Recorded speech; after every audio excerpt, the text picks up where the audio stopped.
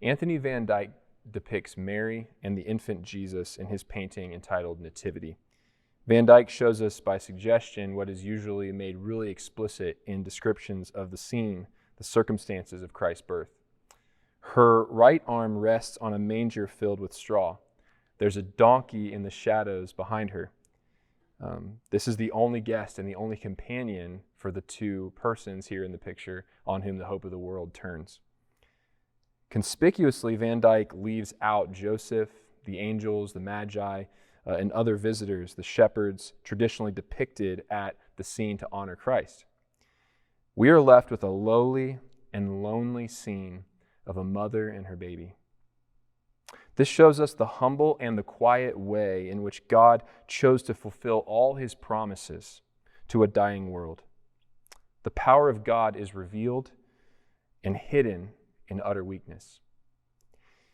Yet there is more to the image. The light comes from the center, not from some other outside source. It seems as though the Christ child himself is glowing or emitting this light. Here we think of John 1, where it says, "The true light which gives light to everyone was coming into the world, and we have seen his glory, glory as of the only Son from the Father. All around him there is darkness, and he illuminates it. He lights up the face of the mother who looks upon him. Also, her left hand is hovering, grasping the cloth. Is she covering him up, or is she uncovering him? If she's uncovering him, it brings to mind the verse in Colossians 2:9 where it says, 'For in him the whole fullness of deity dwells bodily.' When Christ entered the world, he did so as the revelation of God.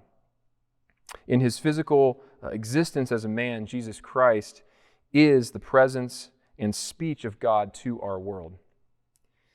And he is that in the midst of darkness. His presence brings light in the darkness.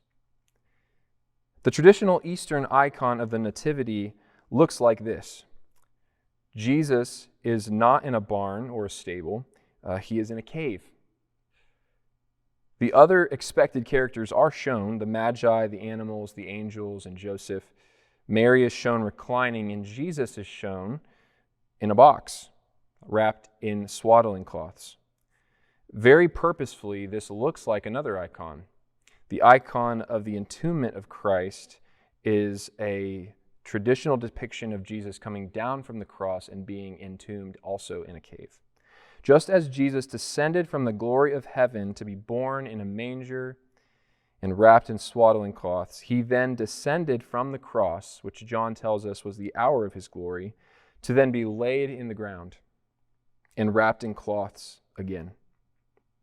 Jesus descends not only to this everyday world of ours, he descends to the deepest and darkest parts of our experience. He also descends to the last and deepest possible place, the grave. He fills even the grave with his life and light. He disarms it. The grave is no longer the last stop for Christians. It is now the doorway to our destiny, the gateway to our glory. It's the roadway to our redemption. The incarnation of the Son of God was a slow descent to the deepest darkness of human experience, so that he could fill them with his life and light. John 1 tells us, "In him was life, and the life was the light of men. The light shines in the darkness, and the darkness has not overcome it." As you celebrate the newborn King today, rest in his illuminating and life-giving work. There is no darkness that can assail you, which he has not banished with his light. Merry Christmas to you and your family, and God bless.